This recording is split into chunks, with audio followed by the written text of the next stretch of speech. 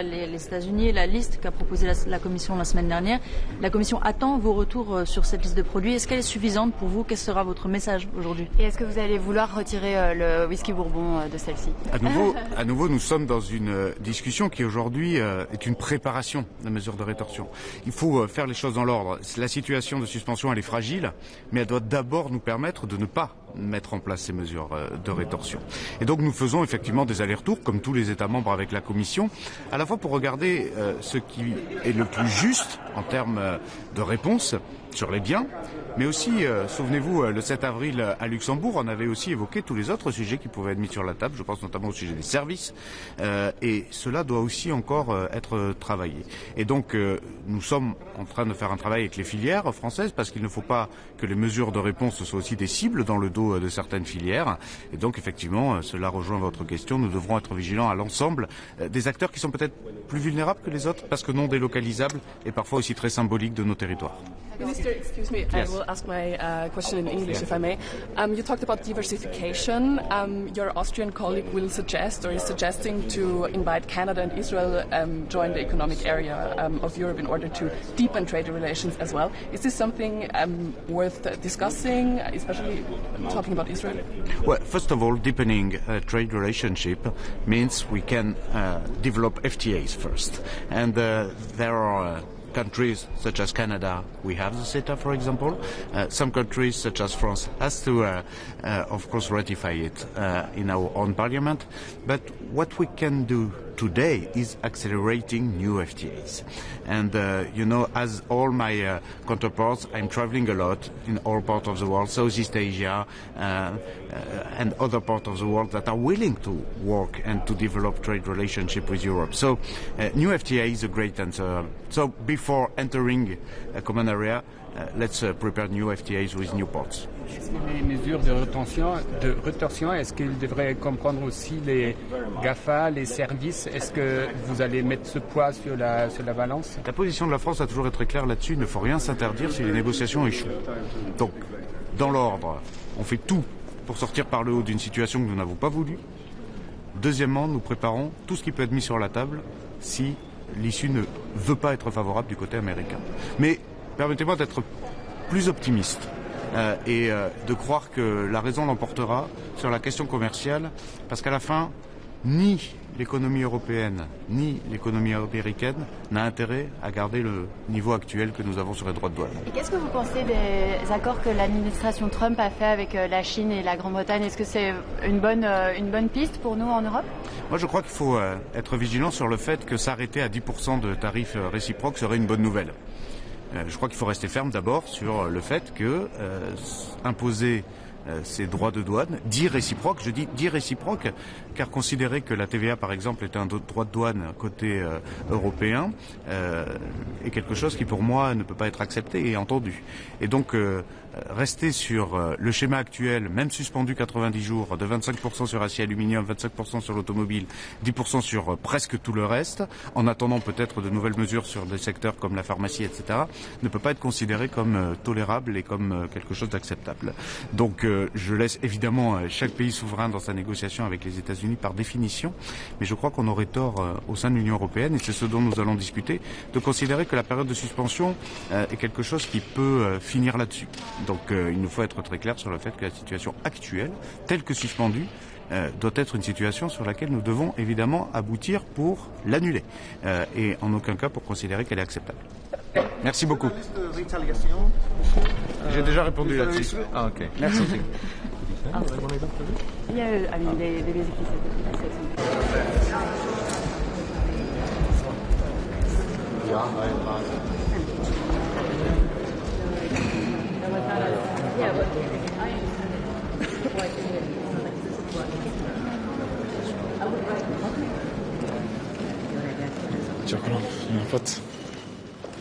Hi.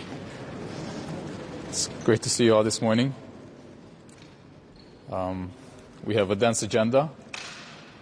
I represent Hungary, and the most important issue on today's agenda for Hungary is trade, of course. Hungary is one of the countries that is most suffering from the tariff war that's unfolded between the EU and the United States. And we deeply resent the belated response of the Commission to President Trump's concerns about the American trade deficit and the ensuing concrete measures to impose new tariffs on Europe. We think that the Commission should have done a better job in preparing for such a scenario, because it was known to everybody that President Trump would impose such an agenda, and nothing was done in time. So we would like to, again, encourage and call upon the Commission to do everything in its power to come to some sort of arrangement with the States. Hungary is paying about 1.5% of its entire exports as a tariff, as in the form of new tariffs to the United States, which is one of the highest ratios. So we need a solution from the Commission, and this is something that we'll be discussing today. The UK has a trade surplus with the US and still got hit with 10% tariffs. Do you think the deal the UK did is a good deal, especially with its anti-China provisions? Look, the deal done by third parties with the United States is not for us to judge or to have an opinion about, but I think that every deal that is concluded is a step in the right direction to stabilize global trade. Hungary is about the 70th most populated country in the world, and in terms of its export volume, it ranks about 34, 35. So we're an exporting country, we're an exporting economy. And any barriers, any obstacles, any tariffs in the global trade is a heavy burden on our economy. What would you have the Commission do, given that the UK had a trade surplus and still has 10% tariffs? How do you get rid of these tariffs? Look, Trump has been voicing his concern about the disequilibrium in the trade between the EU and America. And if negotiations had been opened or initiated by the Commission before the tariffs were imposed on Europe, I think some sort of a deal could have been reached.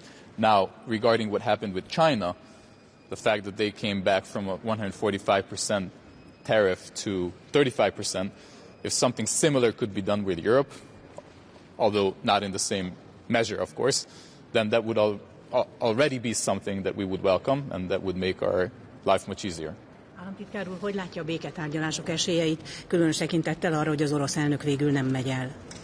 Hát ugye nem tudjuk pontosan ki fog tárgyalni kivel és miről, de minden ilyen kezdeményezést mi nagyon előremutatónak tartunk. Úgy tűnik, hogy az oroszok egy technikai delegációt küldenek, az ukránok pedig politikusokat, ami hát felveti azt a kérdést, hogy egyáltalán lesz-e miről beszélniük, de reméljük, hogy valami kijön belőle. So she was asking about the peace talks in Turkey today. The Russians are sending a technical delegation, experts, let's say, and the Ukrainians are sending a high-level political delegation. So it remains to be seen what they can, do with each other. It reflects the different approach of the two countries. I think there's a risk that the Ukrainians today are not ready to enter into details, and it's more of a political show. But we will see. It is definitely our interest that some progress be made today. Is there another question in English about this meeting today? You're also talking about diversification of trade relations and deepening them. Your Austrian colleague will suggest to enjoy Canada and Israel to join the European Economic Area. Is this something worth considering? Absolutely. Absolutely. The more the better. Again, we're a trading economy, and the most of the trade that we do is with EU countries. It's within the market. So if that market is bigger, then it's all the better for us. So why not? We're open to any suggestions of this kind. Are you happy with the new list proposed by the Commission, the 95 billion list of U.S. goods to retaliate if the negotiations fail, or would you like to cut it down? Now, if you see what Trump is doing, any kind of retaliation imposed against him or imposed against America triggers an even greater retaliation from their part. So if we want to go down that path of mutual, escalation, then we can, and it's a predictable path. But is it going to bring any benefit to the European and the Hungarian economy? We think not. It's not the way to deal with President Trump. We should sit down. We should understand and address the American concerns that are, at least in some part, seem to be justifiable, and then come to some kind of common understanding. You were criticizing the Commission for being slow. This list is in case the negotiations fail, so this is to be prepared. Sorry? This list is Yes. in case the negotiations fail. And you were criticizing the Commission for being slow, so is it not good to be prepared? Well, absolutely, absolutely. But what we're saying is that the Commission should have been prepared beforehand. Trump, as a candidate, was talking about wanting to impose tariffs on his major trade partners, at least on the ones that have a surplus with him. And the European Union, of course, it was known that was among these partners. So some kind of idea should have been, elaborated before the actual tariffs were imposed. And now the damage needs to be undone by the Commission. Do you think that the tariffs are justified? The U.S. tariffs are justified? Which particular concerns do you share? So if you look at the American reasoning, from their point of view, there are at least certain parts of the argumentation that they're coming forward with seems to be justifiable, seems to be understandable. Now, we're not saying that we're happy with it. We're not saying that we wanted these tariffs to be imposed. We're not saying that we agree with them. But from their point of view, it's justifiable. So if we understand their concerns, as the Brits decided to understand them and come to an agreement, I think that's the way to do it. So would Hungary be okay with 10% baseline tariff, the same as UK has agreed to, if that's offered to? I think that would be a fair solution. I don't want to get into any numbers, but the 25% tariffs on the cars and the auto industry in general, and the electric battery industry is imposing almost 2 billion euros worth, value of tariffs on Hungary, which is almost unbearable. China, if that's what Mr. Trump Excuse me? wants? Are you willing to decouple from China if that's what Mr. Trump wants? Stop investing? No, definitely not. That's a red line for us because we're having excellent trade relations with China, and China has become one of the biggest investors in Hungary. Actually, there was a year, I think, last year or the year before, when China invested 45% of its investments to Europe in Hungary. So we're highly overrepresented, considering our population and the size of our economy. So Hungary is benefiting from these very intensive Chinese economic and trade relations. We're not willing to give that up. Do you mean that you accept the 10% baseline? That's something that we would look at very carefully, because a 10% baseline is much more favorable than the 25% tax that we're paying, tariffs, that we're paying after the car industry, which is one of the pillars of our economy. Hungary produces one of the, it's one of the car manufacturing hubs of Europe, at least when we look at its share in per capita proportion. So it's hitting us very hard. Would Hungarians eat chlorinated chicken? Sorry? Would Hungarians eat chicken treated with chlorine? I don't think so. No. We're particular about our agricultural culture. Yep. Thank you very much. Have a nice day.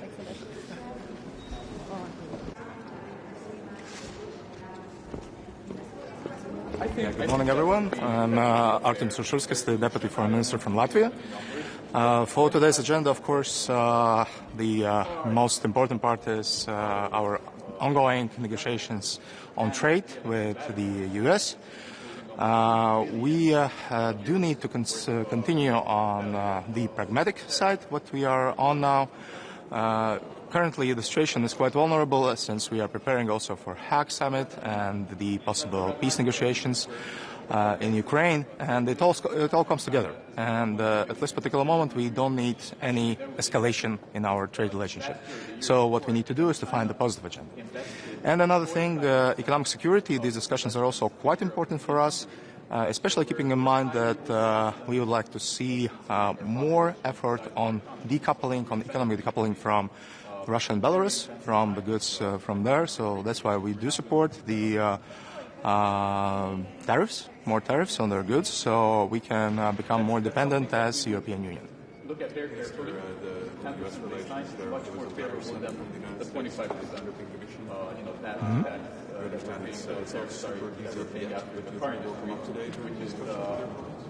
This would be definitely one of the things we would discuss. This is one of the probably smaller steps in our negotiation process.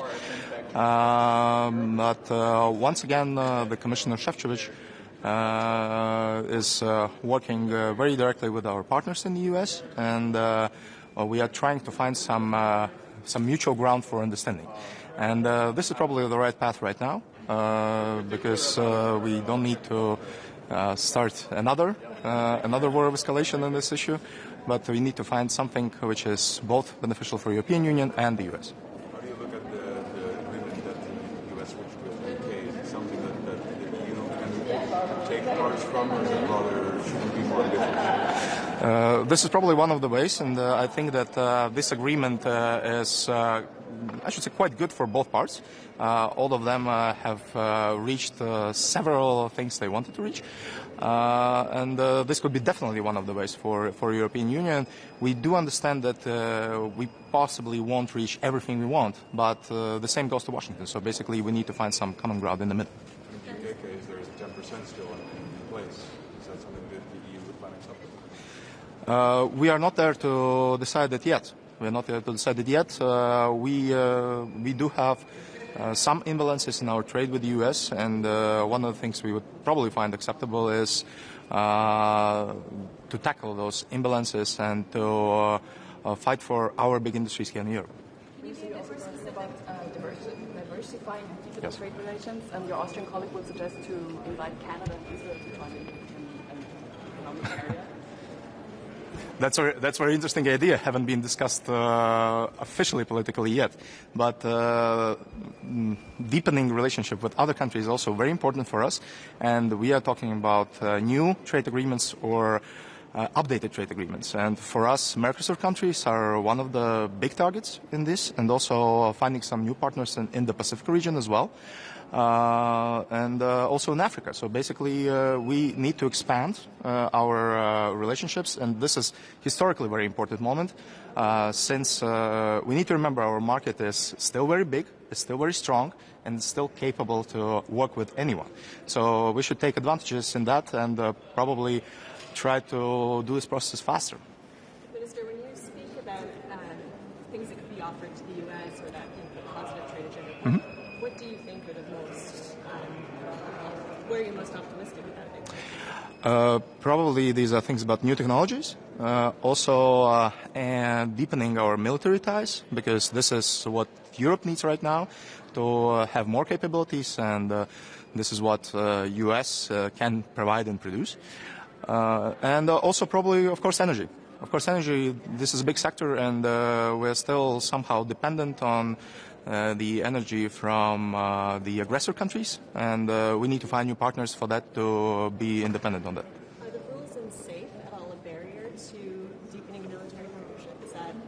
Does that exclude U.S. companies at all? Is that an issue? There are still some barriers on that definitely, and actually there are some internal barriers inside the European Union on that, which is also one of the things we need to try lower. But probably the tariffs would still be, even in the military, the main issue of concern. Yeah, thank you very much, and have a nice day. Thank you. Bye.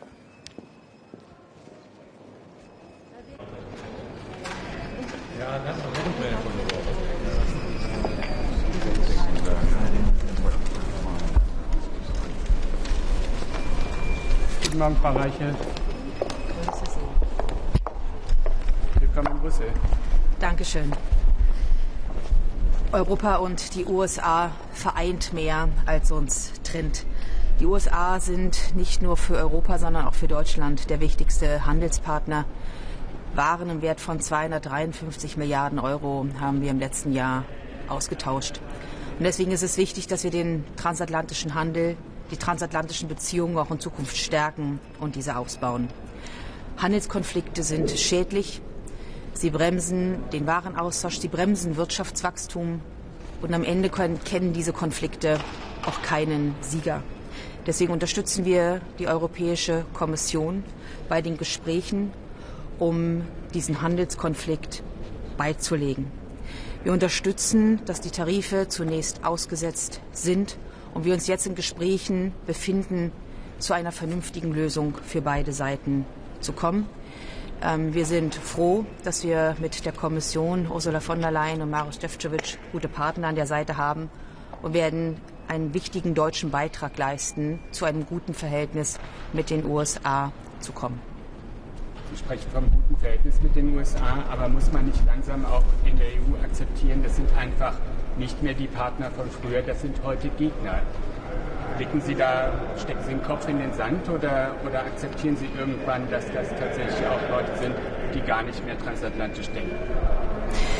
Worte wie Gegner würde ich nie in den Mund nehmen, weil die Amerikaner, die USA unser Partner bleiben. Deswegen ist es das oberste Ziel, den Tarifstreit beizulegen. Die Europäische Kommission hat ja die Gegenmaßnahmen sehr deutlich auf den Tisch gelegt.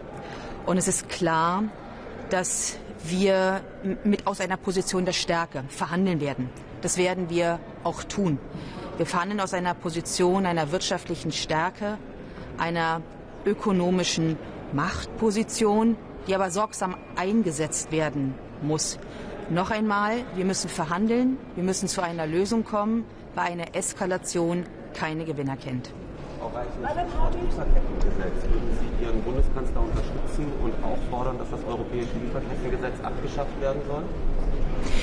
Der Koalitionsvertrag macht dazu eine sehr deutliche Aussage. Erstens, wir brauchen weniger Bürokratie auf der europäischen und auch auf der deutschen Ebene, wenn es darum geht, europäische Vorgaben in nationales Recht umzusetzen. Der Koalitionsvertrag sagt, dass die deutsche Umsetzung des Lieferketten-Sorgfaltspflichtengesetzes in Bezug auf die Berichtspflichten deutlich korrigiert wird. Und an der Umsetzung dieses Koalitionsvertrages arbeiten wir. Unbenommen dessen, und das ist eine Position, die wir vertreten werden in allen Räten, muss auch die Europäische Kommission, müssen europäische Vorgaben so sein, dass sie Wirtschaft nicht erstickt, sondern dass Vorgaben umsetzbar sind. Und Kommissionspräsidentin von der Leyen hat ja auch sehr klar gemacht, dass die Kommission es auch als ihre Aufgabe aussieht, die Mitgliedstaaten, Bürgerinnen und Bürger, Unternehmen mit weniger bürokratischen Pflichten zu belasten. Das ist dringend an der Zeit, dass wir hier umsteuern. Frau Ministerin, es geht heute auch um die Diversifizierung von Handelsbeziehungen oder Vertiefung. Ihr österreichischer Kollege will vorschlagen, Kanada und Israel einzuladen, dem europäischen Wirtschaftsraum beizutreten. Ist das eine Diskussion, die jetzt geführt werden sollte? Und mit Blick auf Israel, wo einige Länder fordern, Israel aus dem Assoziationsabkommen das zu beenden, jetzt die richtige Diskussion? Zum einen ist es wichtig, dass wir global Partnerschaften eingehen und entweder laufende Abkommen, die de facto ausverhandelt sind, umsetzen oder aber mit Handelspartnern neue Abkommen eingehen werden. Freier Welthandel, regelbasierter Welthandel ist etwas, wovon die Zukunft Europas und auch die von Deutschland abhängt. Wenn es um Israel geht, möchte ich an dieser Stelle ganz klar sagen, dass unsere Solidarität Israel gilt und dass Israel jedes Recht hat, sich zu verteidigen. Alles andere würde ich Sie bitten, den heutigen Diskussionen vorzubehalten. Vielen Dank. Madam, what's your view on the... Wir müssen. Thank you. We have to go. I'm very sorry. Okay. So. Sorry.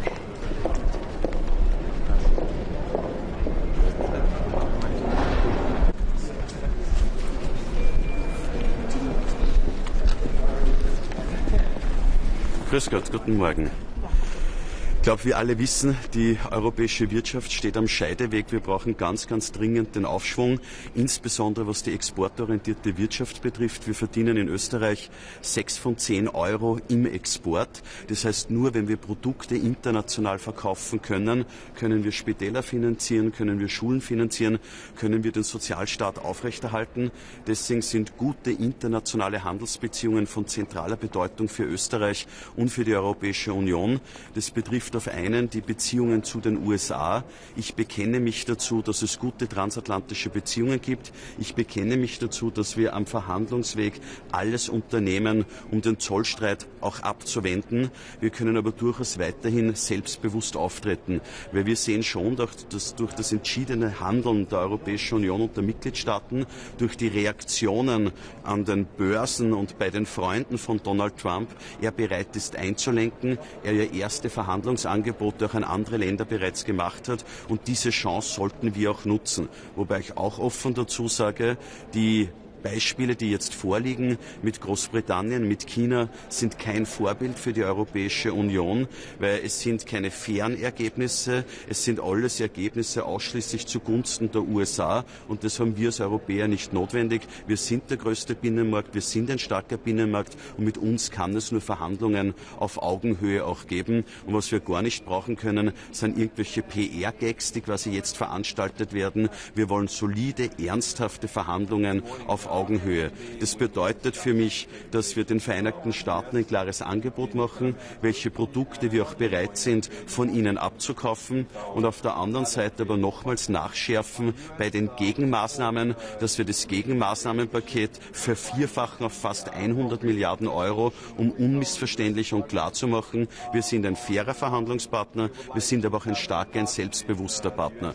Was für mich gar nicht geht, ist, dass wir irgendwo nachgeben im Bereich der Regulatorik, was den Digitalbereich betrifft. Ganz im Gegenteil, wir müssen wieder die Souveränität zurückgewinnen, was digitale Handelsmärkte betrifft. Wir müssen die Souveränität wieder zurückgewinnen, was Social-Media-Plattformen betrifft. Es kann nicht sein, dass digitale Handelsmärkte kontrolliert werden von den USA oder quasi unter chinesischer Eigentümerschaft stehen. Und es kann nicht sein, dass so souveräne Dinge wie digitale Diskussionsplattformen, der digitale Stammtisch, Social Media ebenfalls abseits der Kontrolle von Europa stattfindet. Und auch das ist ein Punkt, wo wir eine klare Sprache brauchen. Und ich glaube, das kann man auch gut verquicken, auch mit den Verhandlungen mit den USA.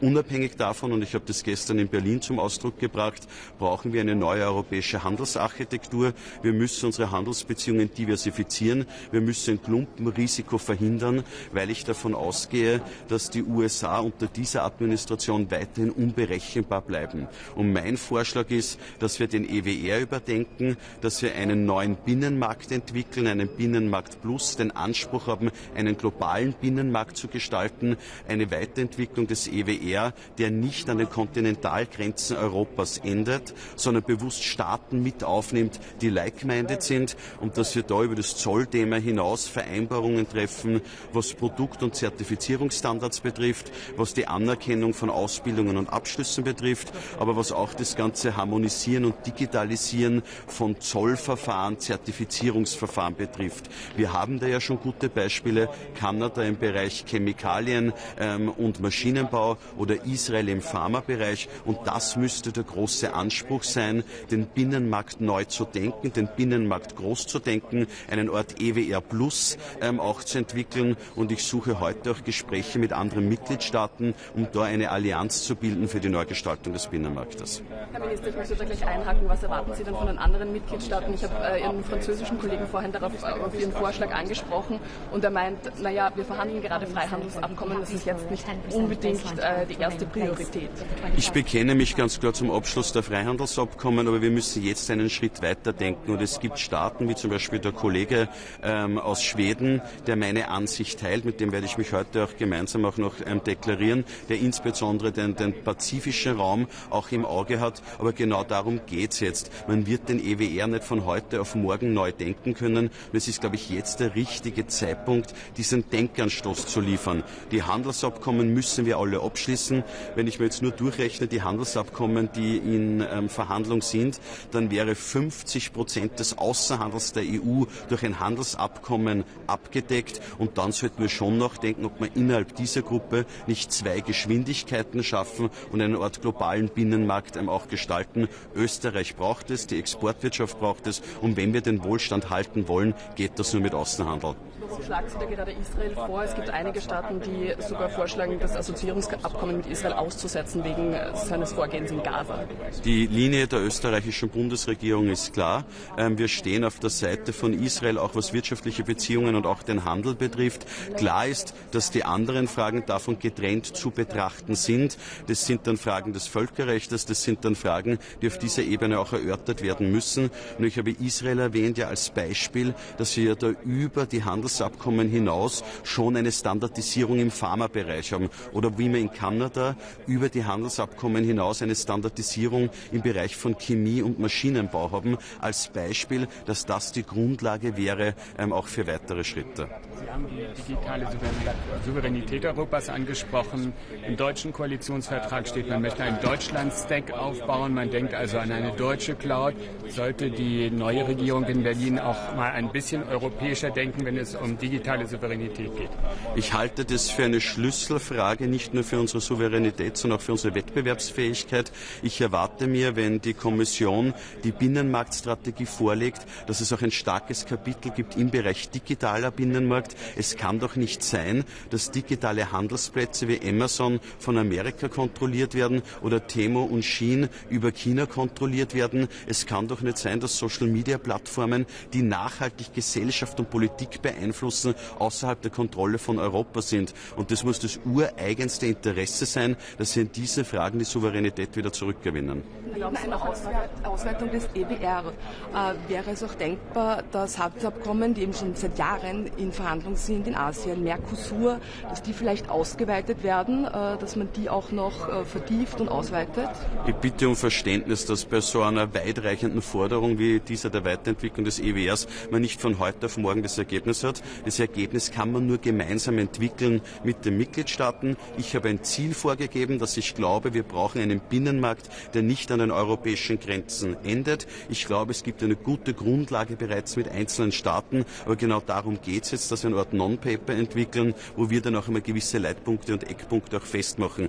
Die Hauptbotschaft ist, wir müssen uns handelspolitisch diversifizieren, wir müssen ein Klumpenrisiko in diesem Bereich vermeiden. Bis wann erwarten Sie das Non-Paper? Bitte? Bis wann erwarten Sie, dass da wirklich ein Papier auf dem Tisch liegt? Diese Diskussion werden wir jetzt starten. Erlauben Sie uns eine Frage zu den Auswirkungen der US-Politik auf Unternehmen, ganz konkret jetzt, was Gleichstellungspolitik angeht. SAP hat jetzt angekündigt, die Frauenquote zu streichen. Die waren bis jetzt Vorreiter bei der Diversitätspolitik.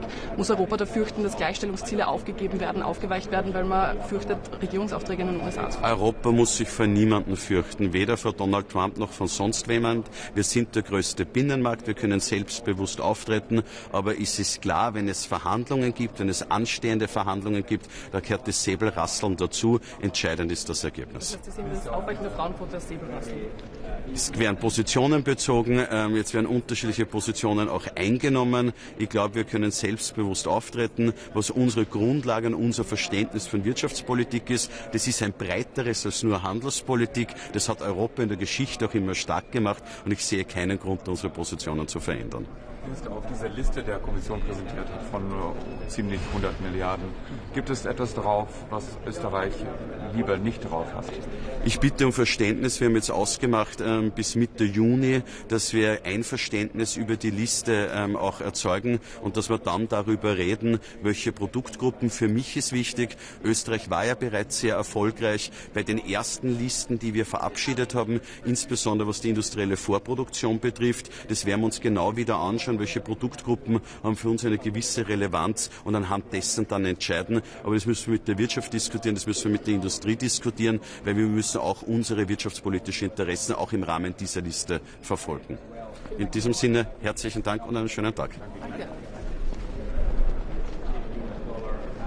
Internationale Handelsbeziehungen von zentraler Bedeutung für Österreich und für die Europäische Union. Das betrifft auf einen die Beziehungen. When the US is raising tariffs and turning inwards, Europe should open up even more. Sweden will continue to be the most free trade friendly country in Europe.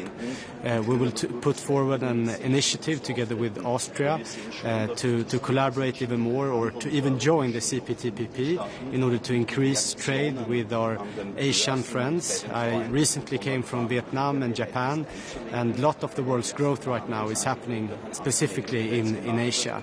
So we can do a lot more together with the CPTPP. Sweden will also take an initiative today to reopen the free trade negotiations with Australia. As we all know, the negotiations fell short 2 years ago, and after the elections in Australia for 2 weeks ago, we think there's a good opportunity to reopen the negotiation with Australia. Thank you. was wir gar nicht brauchen können, sind übliche PR-Gags, die quasi jetzt veranstaltet werden. Wir wollen solide, ernsthafte Verhandlungen auf Augenhöhe. Das bedeutet für mich, dass wir den... We're analyzing it. Of course, it's a lot larger list than the last one, so we will keep calm and analyze it carefully, and of course have a close dialogue with the Commission.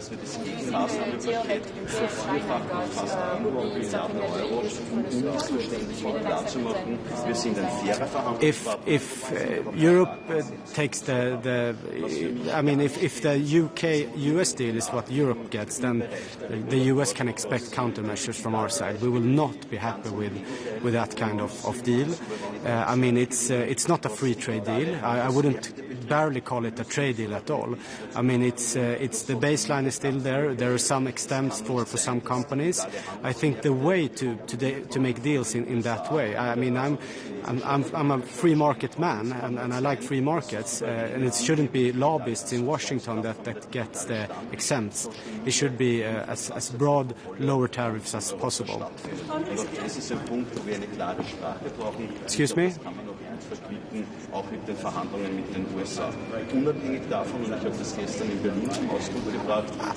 Our relationship with China should stand on its own legs. So we should have a close dialogue with China as well. Of course, China, they have to decide themselves right now what path to walk on.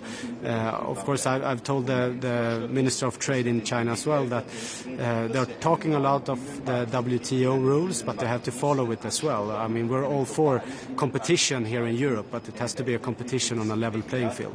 Are you more optimistic after the UK-China deals when it comes to the negotiations with the US? It's very, very small steps forward, but it's not a free trade deal. I'm not even sure if I would call it a trade deal, because the baseline tariffs are still there, and it's far away. If you look at the years before Trump, it's far away from good for trade. So if that's what's waiting Europe, then the US can expect countermeasures from our side. Ja, hej. Vad sa jag? Jag sa att regeringen på det här mötet kommer att lägga fram ett initiativ att återuppta frihandelsförhandlingarna med Australien.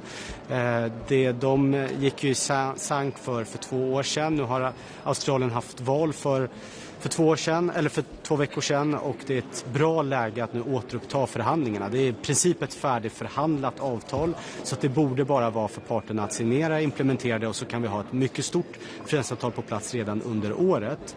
Så fick jag också frågor om Storbritannien och den amerikanska och Storbritanniens deal, och om det är vad som väntar Europa, så kan USA förvänta sig att vi kommer gå fram med motåtgärder, för att det är långt ifrån ett frihandelsavtal. Jag är inte ens säker på att jag skulle kalla det ett handelsavtal överhuvudtaget, utan bastullarna ligger fortfarande kvar. Det finns enskilda undantag för sektorer och för företag, men det är långt ifrån hur världen och hur handeln såg ut innan Trump. Så att det är inte någonting som vi kommer att acceptera. Och det är ju myrsteg i rätt riktning i form av att det ändå är någon form av avtal, både med Kina och med Storbritannien. Men Europa har man inte alls kommit lika långt fram, så att de kommande veckorna tror jag inte man kan förvänta sig någon form av avtal mellan EU och USA, tyvärr. Det har gått redan drygt en tredjedel av den här 90-dagars pausen. Är du orolig för att det inte blir något? Det har inte hänt så mycket heller. Jag tror att den pausen mycket väl kan komma att förlängas. Men det vi har sett de senaste dagarna är väl återigen att det sker myrsteg i den riktningen. Men EU och USA har i dagsläget inte skarpa förhandlingar i form av att man faktiskt går igenom varukategori efter varukategori och sätter sig ner. Och det är därför vi också nu går fram med ytterligare ett motåtgärdspaket på 95 miljarder euro, just för att försöka sätta press på den amerikanska administrationen, sätta press på USAs ekonomi, för att de sätter sig ner och har seriösa förhandlingar med oss. Vi har inte eskalerat situationen, vi har skjutit på våra motåtgärder, vår dörr till förhandlingar har varit öppen hela tiden, men från USAs sida så har intresset hittills varit mycket, mycket begränsat. Ser du bland motåtgärderna som lagts fram någon risk för att svenska intressen skadas? Har ni gått igenom det noga? Det är exakt det vi håller på att analysera just nu, och det är klart att den listan som nu nu ligger på bordet är mycket, mycket högre än den 25 miljarder eurolistan som presenterades för ett par månader sedan. Så vi kommer analysera det mycket noggrant just för att säkerställa svenska jobb och svensk ekonomi. För att vi vill inte skjuta oss själva i foten nu. Vi vill ju sätta press på USA. Vi vill inte att det här skadar Europas och Sveriges konkurrenskraft. Så det blir en avvägning mellan att en del saker som kanske smärtar lite EU-länderna mot att ha effektiva motåtgärder eller hur ska man ta bort allt som skadar EU? Men om man ska vara helt ärlig, alltså en tull är ju en skatt som både påverkar det exporterande bolaget och de inhemska konsumenterna. Så vilken produkt vi än lägger fram som motåtgärd så kommer det på något sätt antingen begränsa valfriheten eller höja priserna här i Europa. Men det handlar om att göra det på ett sätt där vi gör så liten skada som möjligt på oss själva och så mycket skada som möjligt för den amerikanska ekonomin, just för att sätta press på administrationen att sätta sig ner och ha seriösa förhandlingar med oss. Det brittiska avtalet, följer det WTO-reglerna verkligen? Det kommer nog vara år av den typen av samtal huruvida, men man kan ju konstatera att mycket av det som kommer från USA följer definitivt inte WTO-reglerna. Det tror jag är särskilt viktigt nu att Europa fortsätter att hålla sig till WTO-regelverket just för att alla andra ska göra det.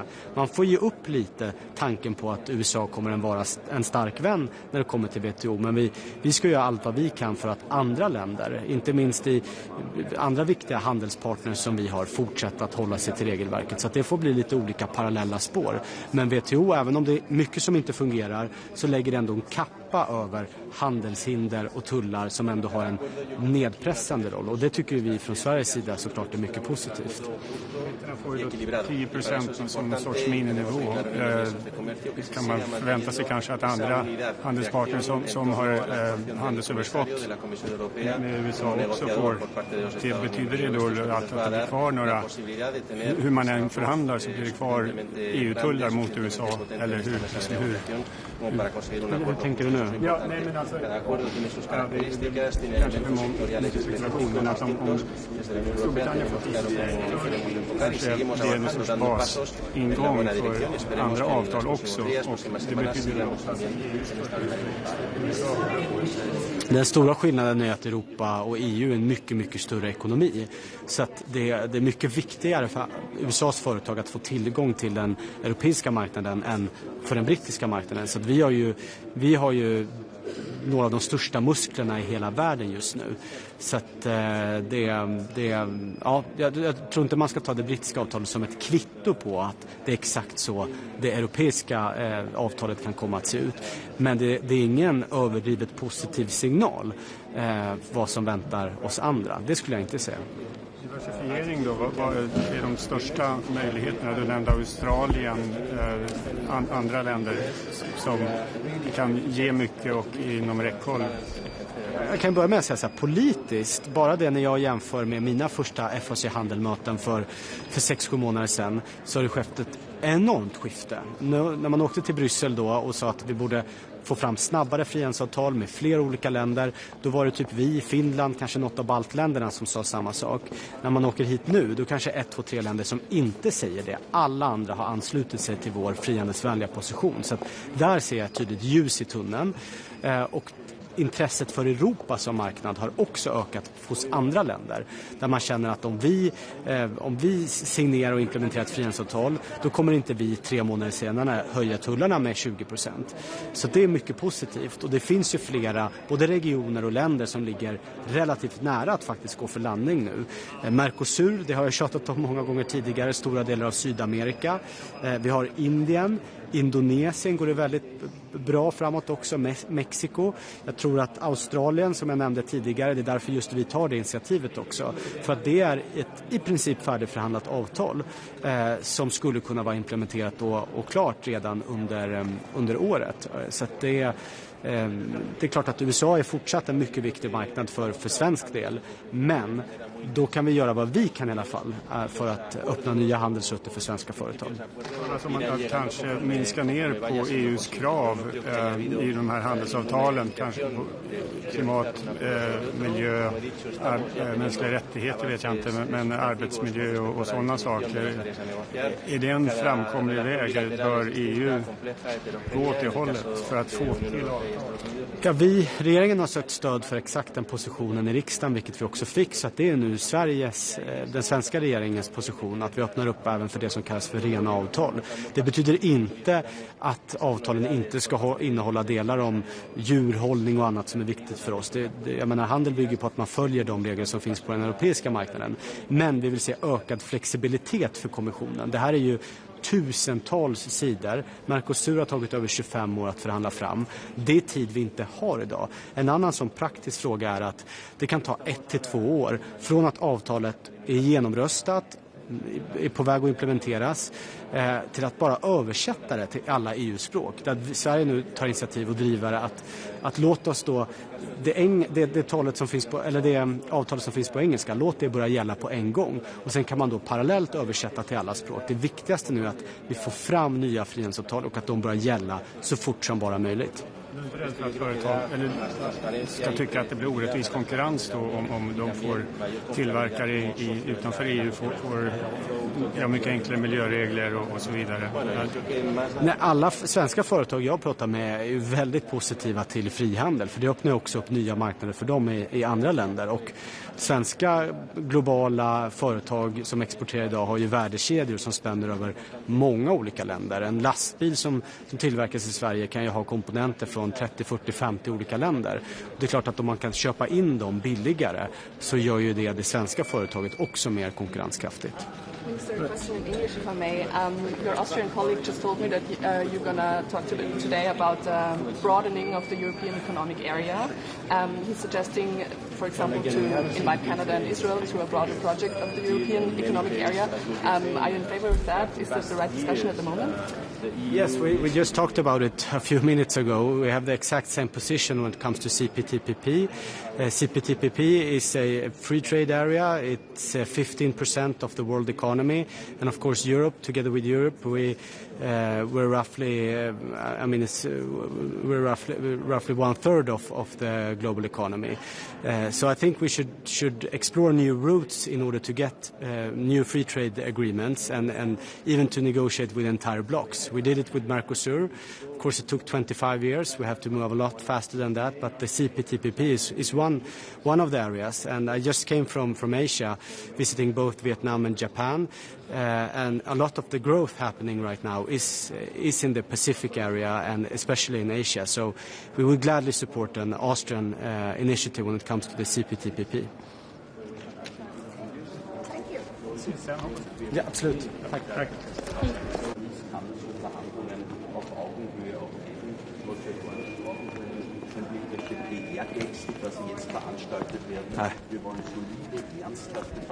Good morning. Today we will discuss trade relations with the U.S., European economic security, and the ongoing trade negotiations with our other trading partners. On the U.S., we support the European Commission on finding the appropriate solution with our U.S. partners. We would like to have the talks with the U.S. intensified more in order for both parties to understand each other better. On European economic security, we support the approach to streamline the process to improve coordination and communication among the member states. And on trade negotiations with our other trading partners, we're looking forward to hear the updates from the Commission. And we believe it's the right momentum to fight the closure with India and Mercosur on the trade agreement. Thank you.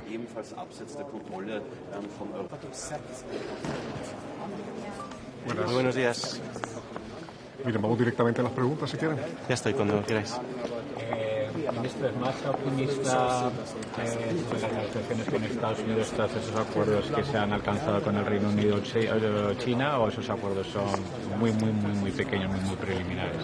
Bueno, yo creo que se van dando pasos, efectivamente, y son pasos positivos en cuanto no solo a esos acuerdos o preacuerdos, tanto con Reino Unido como con China, sino que además en el marco de las negociaciones que se están llevando a cabo entre Estados Unidos y la Unión Europea, con la Comisión liderando la voz de los 27 Estados miembros, también van avanzando poco a poco, pero estamos dentro de este marco de 90 días que nos hemos dado. Ya estamos llegando a ese paso que comentábamos el martes, que es muy importante, de empezar a delimitar los principales elementos de discusión, de negociación, y por lo tanto en general yo creo que en estas últimas semanas estamos teniendo buenas noticias, dando pasos hacia adelante. La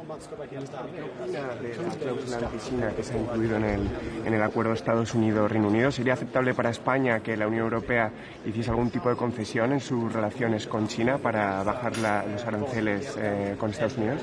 Bueno, no hemos visto el detalle del acuerdo entre Estados Unidos y Reino Unido. En cualquier caso, yo creo que ya hemos sido muy claros con respecto a lo que tiene que hacer la Unión Europea como gran socio o como gran, diríamos, bloque comercial y bloque económico a nivel internacional, y es mantener una actuación y una actitud frente a los grandes poderes económicos de igual a igual, por supuesto teniendo en cuenta que pueden ser, como es el caso de China, un rival, puede ser un competidor en muchos aspectos, pero que también puede ser un socio estratégico en otros, con intereses que tenemos conjuntos, comunes. Para nosotros el acceso, por ejemplo, a un enorme mercado como es el mercado chino, o la atracción de inversiones que puedan suponer el cierre de la brecha tecnológica en algunos sectores clave.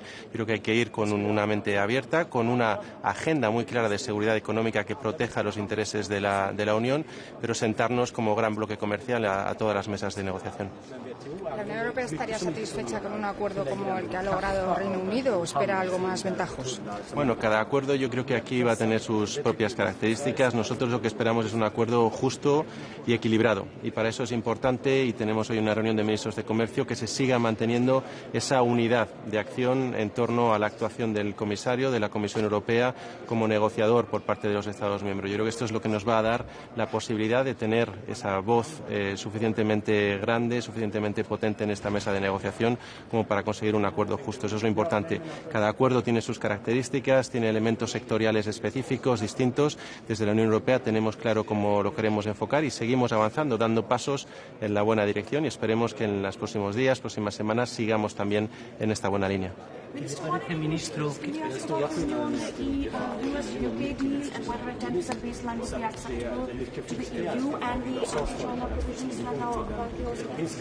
Yeah, so we haven't seen the details of the US-UK agreement, but in any case I think it's a good step in terms of really showing that this 90 days period is actually bringing fruit and is bearing fruit, and it's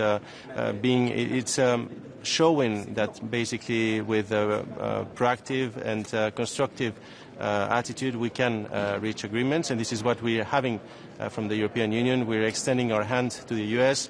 We're really trying to get to reach this balanced and fair agreement, and we think that both the UK-US agreement and also the 90 days extension in the or a suspension in the China-US tariff conflict as well are both good signs going ahead. In the specifics of the US-EU, I think it's a good sign also that we're now beginning to define what the perimeter of the specific elements in the negotiation is, and that perimeter will allow us then, once defined, to really get into the technical details that we will need to reach that agreement in principle within these 90 days. So all in all, I think these are positive signs and positive developments as well. Minister, 10%, is that acceptable to you?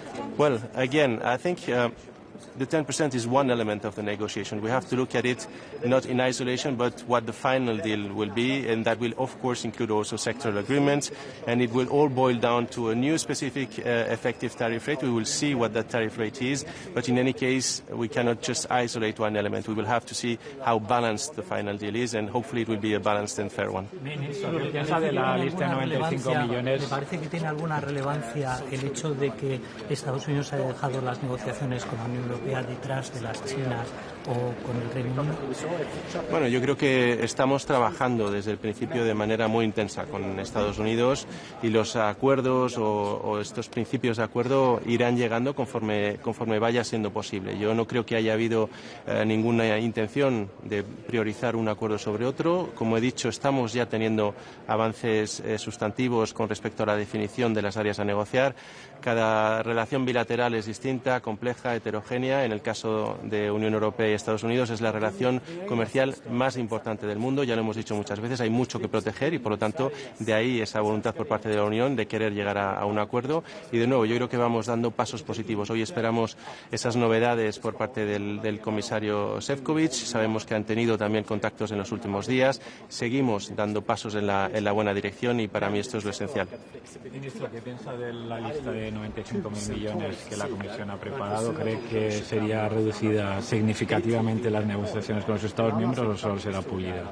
Bueno, estamos ahora haciendo un análisis de esta lista preliminar que nos envió la Comisión Europea. Todos los Estados miembros estamos precisamente en este ejercicio. La discutiremos, tendremos una discusión preliminar hoy. Todavía no se ha tomado ninguna decisión, pero en cualquier caso es importante, yo creo que sigamos trabajando en esta vía alternativa, pero priorizando la negociación. Tenemos que saber qué sucederá o por dónde irá, en este caso, la actuación de la Unión Europea en el caso de que no se consiga un acuerdo, porque esto yo creo que da más transparencia y predecibilidad a la actuación.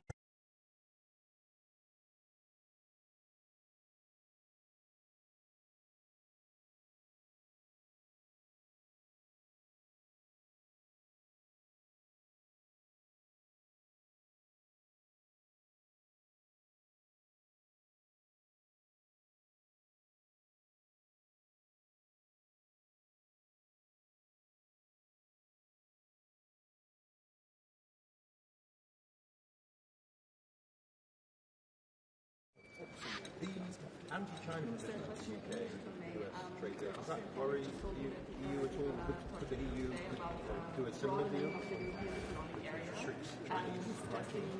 Well, again, we haven't seen the details of the UK-US deal, and in any case, as we've been saying for the past years, the EU needs to be an important actor, a relevant actor at the international level. We need to be one of the big economic powers sitting at the negotiating table, and that means, of course, engaging in negotiations and in deals with all relevant actors, including the US as our first trading partner, but also including China and others. That's the agenda going forward, and I think that's where the EU is, and I think that's also what Spain is backing as one of the big Euro area countries, big EU countries, and that's the way ahead. Actually, a few weeks ago, when President Sanchez was in China, one of his main arguments was that China and the US need to sit and talk, and I think this is actually what's going on, and that's also good news for everyone. But Commissioner Šefčovič talked about addressing Chinese overcapacity, collaboration. Well, that's one of the key elements that, for example, we're dealing with in the steel sector, where we have actually even reduced our safeguard clause in order to be able to deal with that excess capacity. So there is a way forward in terms of dealing also at the sector level with specific concerns due to excess capacity, oversupply worldwide. Sometimes it might be China, the main factor driving this excess capacity. Sometimes it might be other countries. There is a clear element here where there is an element for negotiation and a scope for an agreement also with the US. Muy bien. Muchas gracias. Gracias, chicos. Gracias. ¿Todo bien? Was Produkt- und Zertifizierungsstandards betrifft, was die Anerkennung aber was auch das ganze Harmonisieren und Digitalisieren von Zollverfahren, Zertifizierungsverfahren betrifft. Wir haben da ja schon gute Beispiele. Good morning. I'm looking forward for discussions on US-EU trade relations, on current trade negotiations and also European economic security. Finland is very open trade minded, so we find it truly important that the negotiations with the EU and US are moving in the right direction, so I'm looking forward for Commission's updates and ministerial discussion on this topic. 10% baseline tariff to remain in place if the 25% on cars and steel would go. Is that Finland's position as well? No, we are much more open trade minded, and I understand that the countries with heavy car industries of course highlight this tariff and the meaning, but I think 10% is not good at all to stick into, and I've seen some research from Fed as well that the 10% baseline for US toll is not good for them or their economy either, as European would have some countermeasure, counter toll as well. So basically, if we want to grow the transatlantic trade, we have to get the tolls as low as possible. I would personally be open for 0 to 0, but if that's not happening, then I hope we can adjust the tolls so that they are on a very low level anyways. What else would the EU offer in terms of, I mean, the 0 for 0 is on the table. The US seems to want more access for its food and lower regulatory standards. How far do you think the EU is willing to go, the member states are willing to go to drop those standards? Well, Finland has I can say 2 points on Finland's approach on the regulation. First of all, I'd like to see more technological cooperation so that we could actually agree on standards more. That's something that I would be very welcoming to, and we have been doing that work for years. So I hope that work to continue with the EU and US relation. But on the other hand, while we are making new regulation now in the European Union, we should really focus that it's not damaging our competitiveness, because we know that when we do more regulation on our inner markets, they make it more difficult for us to build up new trade relations. So this is something that I'd really like us to keep an eye on, and I'm in favor of less bureaucracy anyhow. Sorry, Minister, we spoke about the UK-US trade agreement. No. Okay. What do you make of that agreement? Do you think it's a good one for the UK, and should the EU strive to reach a similar agreement, or not?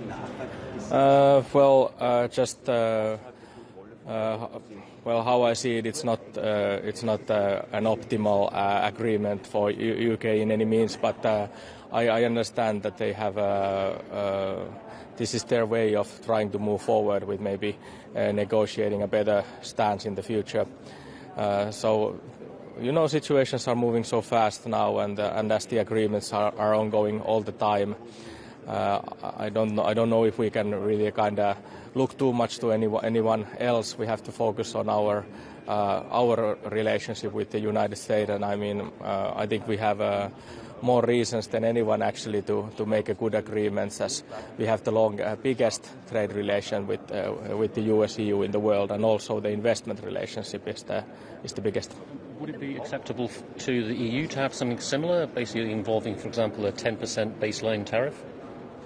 No, that's not what I would be hoping for. Finland is very open trade minded, and you have to keep in mind that actually the 10% tariff wouldn't be beneficial for U.S. economy either, as European Union would have some counter measure or have a tariff also. I don't think we can live in a situation where the other ones would just build up more tariffs and try to benefit their own industries, and we would do nothing. That's not our line. I think we want to negotiate an open trade agreement as possible, or open trade. But if it's not possible, then we have to have a very equal level of tariffs. You would support retaliation if it was a 10% baseline that the EU seemed to be left with? Yeah, I don't think we should kind of. I think I actually just got a research from Fed. I think it was from Dallas, but research on these tariff baselines that actually even 10% is not useful for U.S. economy if there is a EU rise in the tariffs as well. So I don't think we should let them kind of think that we wouldn't do any countermeasure.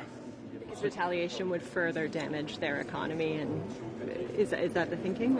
No, I think we have to be on the level playing field with the Americans as well, and I know they are now benefiting from low U.S. dollar rate as well. So I mean, I think they're having double benefit at the moment. The cheap US dollar and the tariff of 10% that they were able to keep now on this current ongoing negotiation.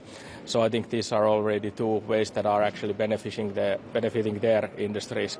I don't think this is a very long-lasting solution. So the negotiations are ongoing, and Finland is looking for more open and equal trade. To keep a 10% tariff, you would say basically the EU should kind of do the same, or at least have some sort of balancing measures. Yes, exactly. I don't think it would be a good idea to keep it like that. Thank you so much. Thank you. Thank you. Thank you. Thank you.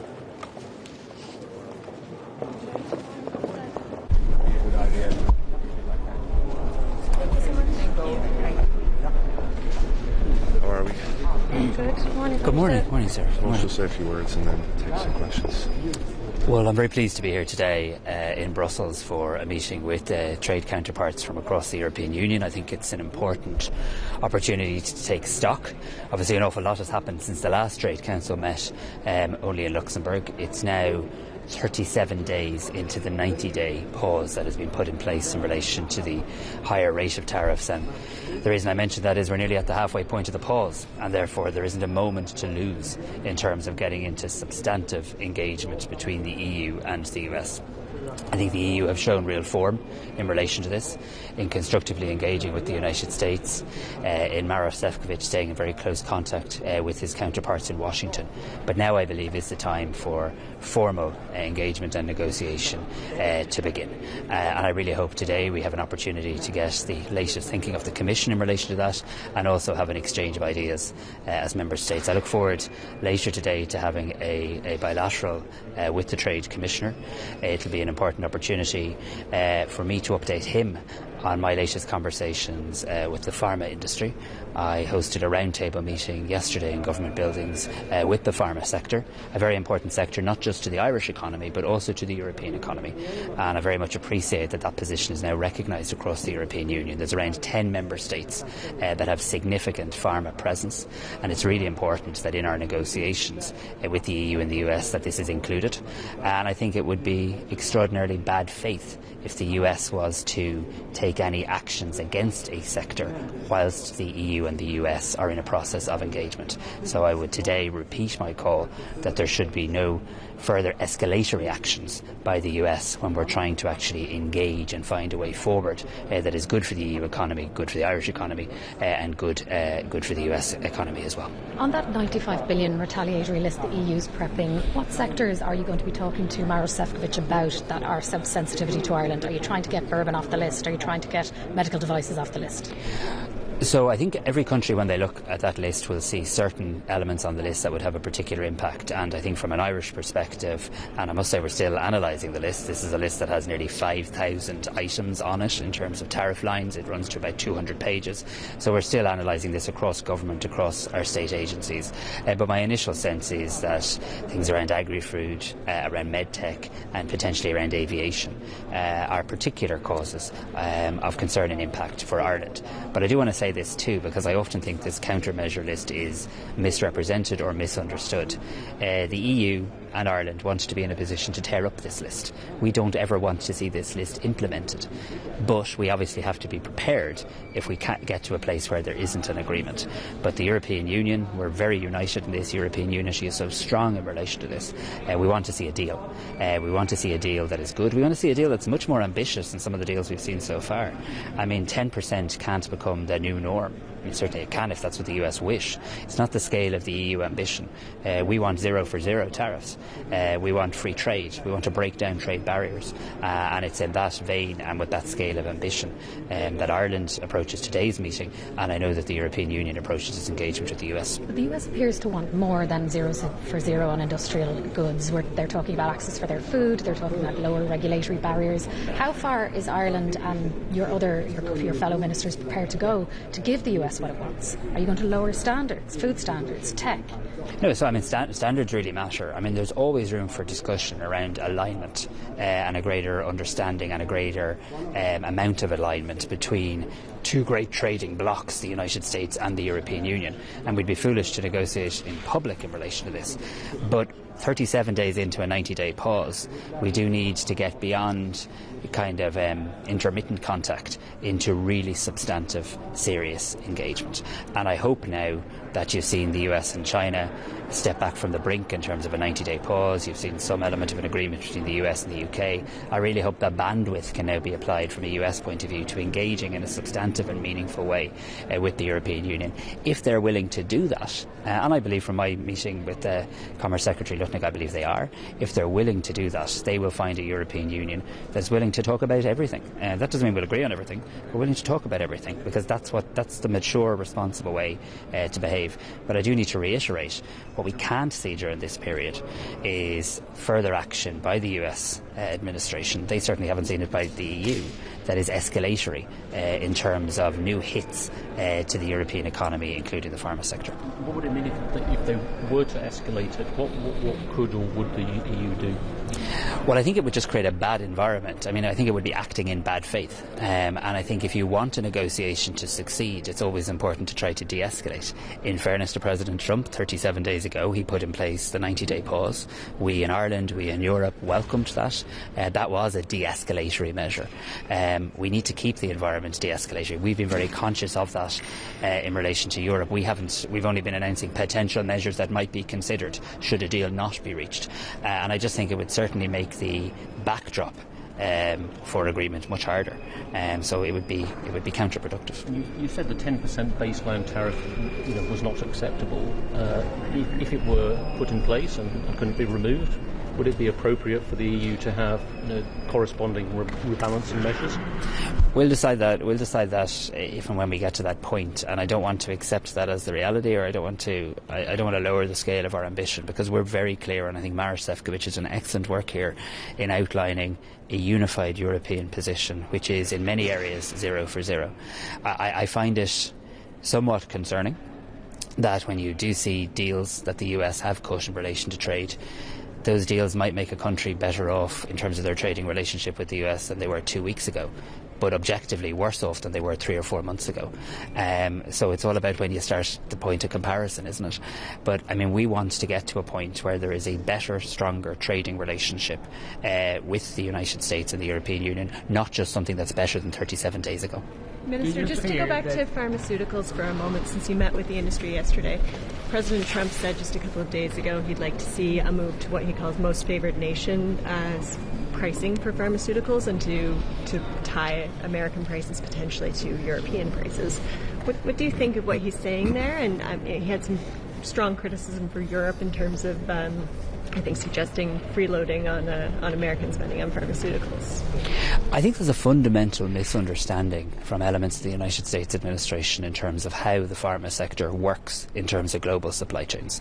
And I would have made this point when I met with Secretary Lutnick, that actually the EU and the US are very interdependent when it comes to the pharma sector. I believe that actually if the European Union and the United States get in a room, I actually believe we can make progress on pharma that is good for both the US and the European Union. I mean, President Trump has an ambition, as is his right. It's probably something you'd expect any president to have, that he wants to see more jobs and more factories and more plants created in the United States. It's a perfectly legitimate aspiration of the President of the United States to have. But that also needs to be balanced with this recognition that his companies, to use his phrase, US companies, who want to do business in this trading bloc in the European Union, need to have, or certainly it's advantageous to have, a presence in the European Union. So we're going through a period of good weather in Ireland at the moment, but that's not the norm. Pharma companies don't locate in Ireland for the sunshine. They locate in Ireland because they want access to 460 million consumers. They locate in Ireland and Europe, including many other member states, because they do very well out of there. They make a lot of money. It's good for them. And the idea that you'd actually shrink the global reach of your pharma companies, I don't think makes any objective economic or financial sense. So we can have a good conversation about pharma, I believe. I believe there's lots of areas where the EU and the US can act more closely in relation to this. But I would say to the President, respectfully, the disruption to supply the impact on the price of drugs is very real, and I think the impact in a very practical sense on the companies and their ability to do business and do it in an effective and profitable way in the European Union would be challenged. So we reject, I mean, I know there's a Section 232 investigation, but I mean the idea that Ireland or the European Union poses any sort of security threat to the United States in terms of the presence of pharma is absurd. Thank you very much. Thank you. Diversification and deepening of trade relations. Your Austrian colleague will suggest to invite Canada and Israel to join some kind of bigger European economic area. Is this something that should be discussed right now, and especially in regard with Israel? So no is my view. I mean, I have very strong views in relation to the actions of the Israeli government currently, and I can differentiate very clearly between the people of Israel and the government of Israel, but the Israeli government is engaging in war crimes in Gaza. There is an EU-Israel association agreement in place. Within that association agreement there are human rights clauses. They're not there to make people feel good or to pad out the document. They're not discretionary, they're not optional. They're a core part of how this union does its business with other countries in other parts of the world, and they're clearly not being adhered to. And I share the view that Ireland has long held, that Spain holds. I welcome the intervention of my Dutch counterpart last week, that this association agreement needs to be reviewed, and I now intend to intensify the engagement on that point with counterparts. I intend to formally raise it at the next meeting of foreign ministers. I hope to be joined by a number of other countries in relation to that. And then just more broadly on trade, I think in the here and now, and we have a very good trading relationship with Canada. Ireland looks forward to ratifying the CETA agreement shortly, but I think having European unity is really important, and I think keeping that, maintaining that, strengthening that should be our first priority, and giving our Commissioner the mandate to speak with one voice for the European Union. Thank you very much, folks. Appreciate it.